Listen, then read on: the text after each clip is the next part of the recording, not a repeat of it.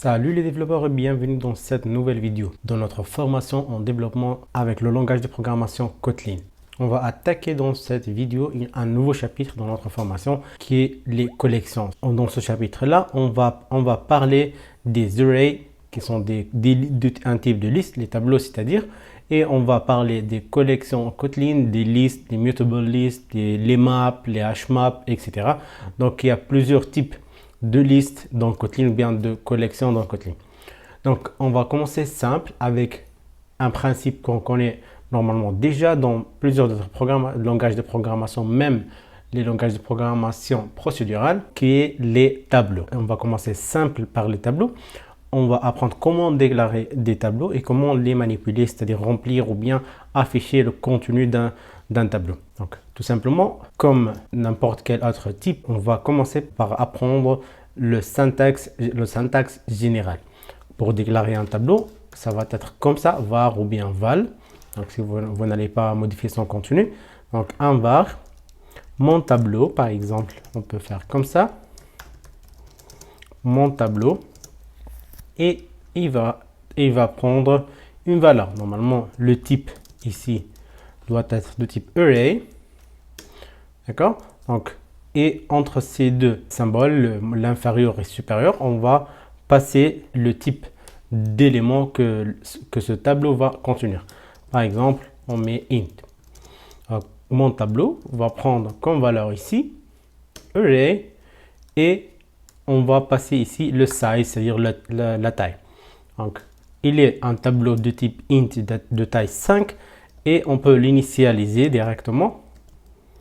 Puisqu'on a précisé le size ici, on doit l'initialiser par exemple avec 0. C'est-à-dire comme ça, c'est une variable de type tableau, array. Le type des variables, le type d'éléments qui vont être ajoutés dans ce tableau sont de type int. Et la valeur, il va contenir 5 éléments. La valeur initiale de ces 5 éléments, ça sera 0. C'est tout simplement comme ça. Et bien sûr, puisqu'on sait déjà qu'en Kotlin, on n'est pas obligé de préciser le type du tableau dès le début. Donc, on n'est pas obligé de faire comme ça. On peut le laisser comme ça et il va comprendre directement que c'est un tableau de 5 éléments et que les éléments sont des entiers puisqu'on on les a initialisés à 0. Ou bien on peut aussi préciser ici que ce sont de type int. Vous voyez bien que ici c'est grisé, c'est-à-dire c'est pas obligatoire puisque tu l'as déjà initialisé ce tableau-là. Donc tu n'es pas obligé de passer le type, de préciser plutôt le type. Donc si on fait comme ça, il ne va pas l'accepter parce qu'on doit bien préciser les valeurs initiales. Donc si on les met à 0 comme ça, et on essaye par exemple d'afficher le contenu de notre tableau. Mon tableau, je vais faire un println. C'est pas comme ça qu'on affiche réellement le contenu d'un tableau, mais je vais vous montrer comment après. On va juste exécuter ça pour voir le résultat et pour comprendre qu'est-ce que c'est un tableau réellement. Donc, vous voyez bien ici qu'il ne nous affiche pas le contenu d'un tableau, il nous affiche plutôt une adresse vers le package integer, ce int, vers une référence de ce tableau-là. Ce n'est pas vraiment le contenu, parce que ce n'est pas un entier, ce n'est pas une chaîne de caractères. C'est pour ça qu'on ne peut pas afficher un tableau de cette façon-là. Donc pour afficher un tableau, il faut afficher le contenu de tous ces éléments. Un tableau déjà, je vais faire un commentaire ici, un tableau, si son contenu est comme ça, 0, le contenu initial, puisqu'on l'a initialisé à 0, 0, 0, 0, 0, comme ça. Donc ça, c'est notre tableau. Il contient 5 éléments, 1, 2, 3, 4, 5. Et il a aussi, à part le contenu, il a index. L'index, c'est quoi? L'index, c'est la référence, bien le numéro de la case. Le numéro de la case commence par 0. Après, c'est 1. On ne commence pas par 1, on commence par 0. Et là, c'est 2, plutôt c'est 3 par là. Et 4. Donc 0, 1, 2, 3, 4. C'est-à-dire, ce premier élément, il contient la valeur 0. Il est indexé par le champ 0. Ou bien la colonne 0. Vous pouvez l'appeler comme vous voulez. Donc, ou bien la case même 0. Donc, ici, la case 1 contient la deuxième valeur. D'accord? Donc, si on veut, par exemple, afficher tableau avec ces deux crochets, tableau de, par exemple, de 1, il ne va pas nous afficher cette case-là, plutôt cette case-là. On va essayer de changer ça. Par exemple, on va donner d'autres valeurs aux différentes cases de tableau. Celle au champ 0, c'est-à-dire celle à la case 0, c'est celle-ci. On va la donner, par exemple, 10. Hop. Ici, ça sera 2, 3 et 4. Il est de taille 5, mais la dernière case, elle est indexée par la case 4. On l'appelle la case 4 et pas la case 5.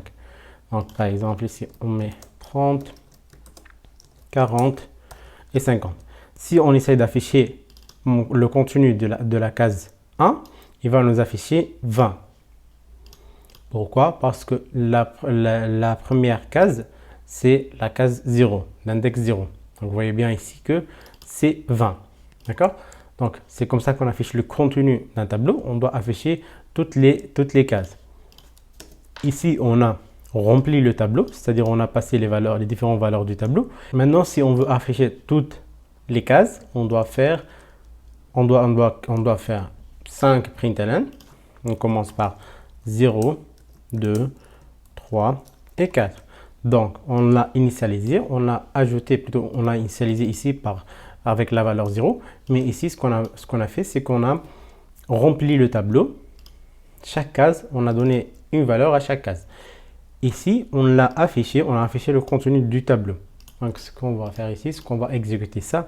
Et bien sûr, ça, c'est moche. C'est pas comme ça qu'on va remplir un tableau. C'est pas comme ça qu'on va afficher le contenu d'un tableau. Mais c'est juste pour vous expliquer comment ça se passe. Donc, c'est 10, 20, 30, 40, 50. Là, c'est facile à remarquer que on peut changer ce traitement-là, ces cinq lignes de code, par une boucle for. On peut faire tout simplement comme ça, puisqu'il n'y a que ça qui change. On peut modifier ça par une boucle for. Donc, qu'est-ce qu'on va faire ici? On va, par exemple, donner un compteur i, in 0, par exemple, 2.5. Parce qu'il commence de 0 à 5. D'accord? Donc, 0, 1, 2, 3, 4. Ou plutôt 4. Parce que le dernier index, c'est 4 et non pas 5. Donc, on prend ça. On n'a plus besoin de tout ça. Et on va juste appeler une fonction. Par exemple, on va dire par exemple que cette case-là prend readline et toInt. Donc, on va prendre la valeur de readline, ce que l'utilisateur va entrer à partir du console. Et on va récupérer sa valeur là.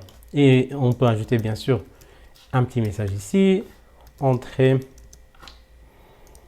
une valeur pour la case, par exemple i. Donc, entrer une valeur pour la case 0, pour la case 2, 3, etc. jusqu'à 4. Donc, ici, à chaque fois, on va récupérer l'entier que l'utilisateur a entré et on va l'ajouter au tableau à l'index i et pas 0. Sinon, à chaque fois, on va juste modifier la case 0 et pas et on ne va pas incrémenter le compteur. Donc, à la case 0. D'accord? Maintenant, ce qu'on va faire, c'est qu'on va exécuter ça et on va voir qu'est-ce que ça va donner.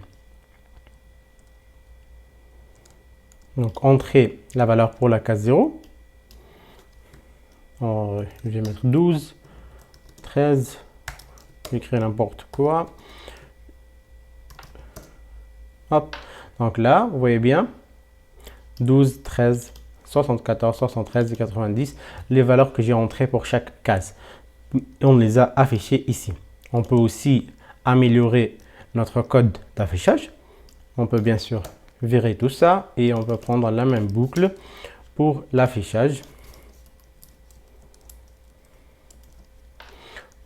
Et on peut même ajouter un petit message pour organiser notre code ou bien organiser notre affichage. Remplissage du tableau. Et ici, ça sera affichage du tableau. Et on va à chaque fois afficher mon tableau de i. C'est vraiment très simple. Donc, on a un tableau et les arrays de int de taille 5. Toutes les valeurs sont initialisées à 0. Après, on va remplir. Remplissage du tableau. 1, 2, 3, 4 et 5. Et après, on va faire l'affichage du tableau et là, afficher les valeurs sans problème. Donc, comme ça, on peut afficher un tableau, que ce soit la taille du tableau, le nombre d'éléments contenus dans le tableau, on peut les afficher avec une boucle for facilement. Et on peut même améliorer notre boucle for. Comment ça? Par exemple, pour l'affichage, au lieu d'afficher mon tableau de i, on peut simplifier cet affichage-là ou bien cette boucle-là et on peut faire in mon tableau. Comme ça, i va prendre mon tableau de i complètement. Et c'est pas l'index ici. Cette écriture ne nous retourne pas l'index i. Maintenant, c'est pas 0, 1, 2, 3, 4. C'est plutôt l'élément lui-même. Donc, c'est ça. C'est l'élément lui-même. C'est mon tableau de i. C'est mon tableau d'index et pas l'index lui-même. C'est le contenu et non pas l'index. Donc, comme ça, pour l'affichage, c'est plus simple. On va voir ça. Exécuter. Hop, 4 et 5. Entrée. Et maintenant, pour l'affichage, vous voyez bien que c'est le même affichage, mais avec une écriture plus lisible et plus professionnelle. Donc, maintenant, on peut aussi améliorer cette écriture-là. On peut écrire comme ça, de 0 jusqu'à quoi? Jusqu'à mon tableau.size. Ici, il va nous retourner la taille du tableau, qui est ici 5. Donc, c'est pas ce qu'on cherche, parce qu'on ne peut pas aller de 0 à 5. On n'a pas un index 5, on a un index 4. C'est-à-dire, c'est ce qu'on doit faire, c'est moins 1. Donc, on va aller de size moins 1. Donc, de 0 jusqu'à size moins 1, c'est-à-dire jusqu'à 5 moins 1. On va améliorer ça. Ce n'est pas la meilleure écriture. Hein. Déjà, avec 4, c'était plus correct. Mais je vais vous montrer pourquoi et comment on peut faire l'améliorer. Donc, je vais mettre n'importe quoi. Donc, comme ça, on a bien le remplissage qui fonctionne et l'affichage aussi. Mais cette écriture-là, on peut l'améliorer. Comment ça? Avec mon tableau.lastIndex. On a une attribut dans chaque tableau parce que là, ce n'est pas un type primitif, c'est une classe array. Donc, elle a un constructeur, comme vous voyez là, comme vous voyez ici. Elle a un constructeur qui prend la taille en paramètres et elle a des attributs aussi, cette classe-là. Donc, cette classe array a une attribut qui s'appelle lastIndex et cet attribut-là contient le size moins 1 automatiquement. Donc, on n'est pas obligé de faire le calcul, on n'est pas obligé d'écrire mon tableau.size moins 1. Donc, comme ça, on a vu presque toutes les écritures possibles, toutes les manières possibles de parcourir un tableau, que ce soit pour le remplir ou bien pour afficher son contenu.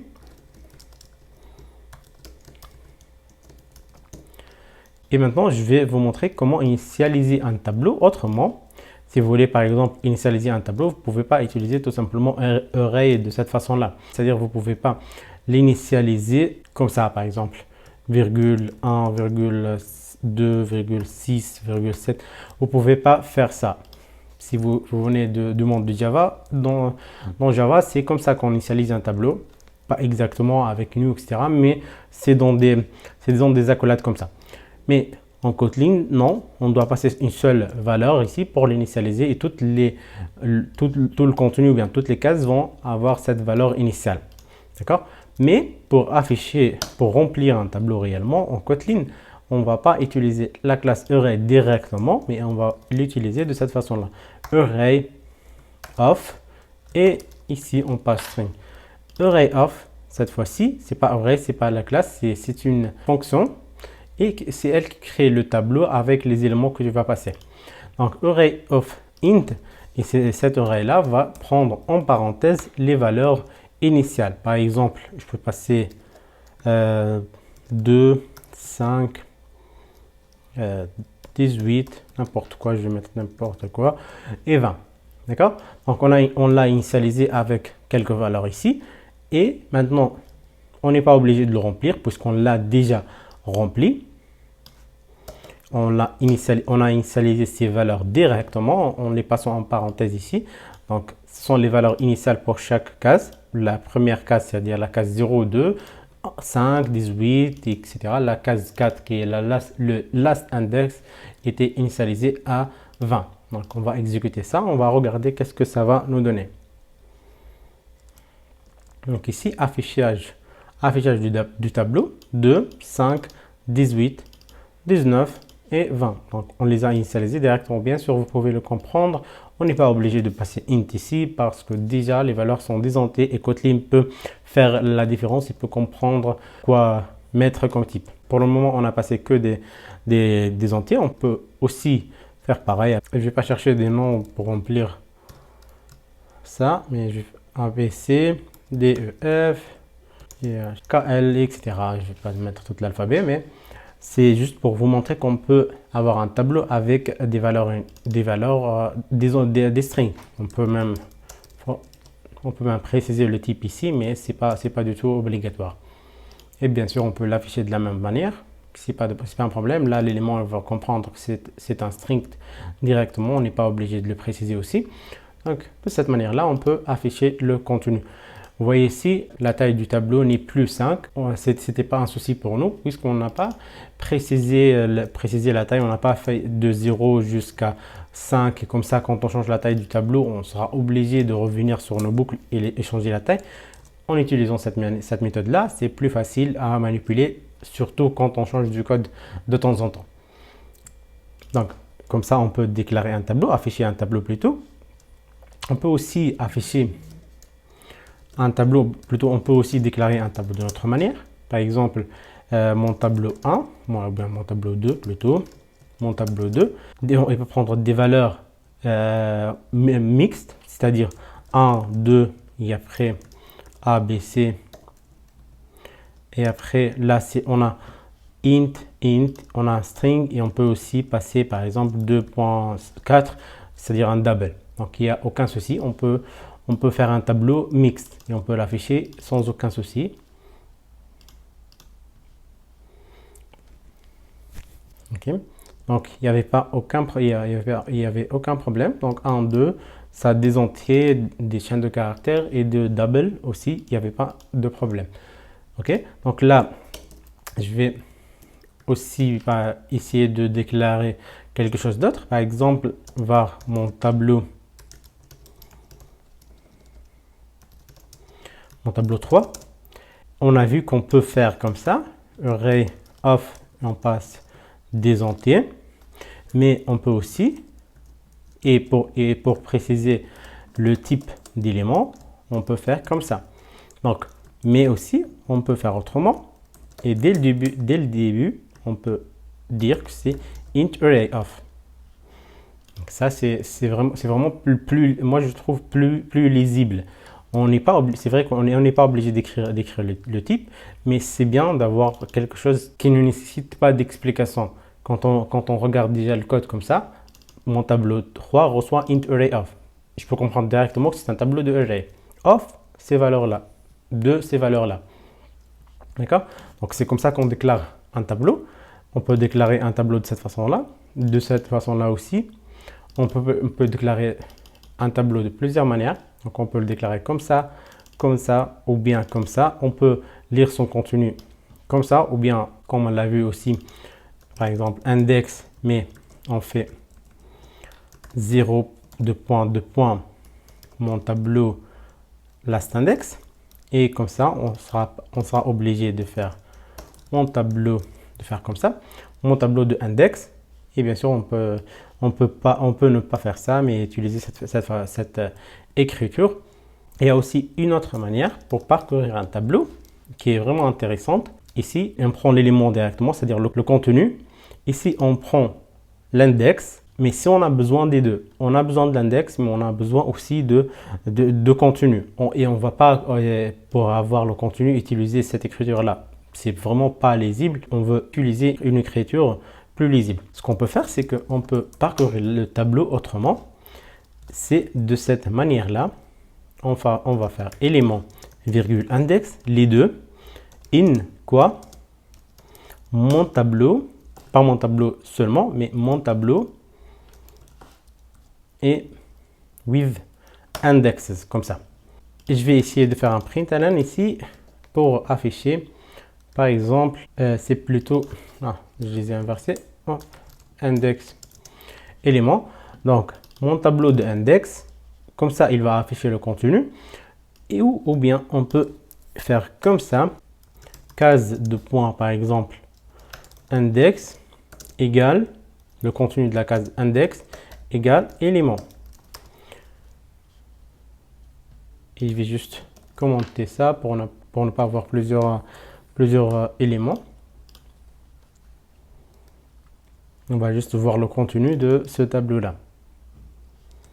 Donc, dans la case index, c'est-à-dire la case 0, on a ABC, 1, B, D, E, F, G, H, I, etc. Et le reste de l'alphabet qu'on a saisi. Ce qui se passe ici, c'est qu'on peut à la fois utiliser les index et aussi les chaînes de caractères. Ça, c'est vraiment très pratique. Comme vous voyez ici, surtout dans des cas d'application un peu compliqués, vous aurez vraiment besoin des deux à utiliser.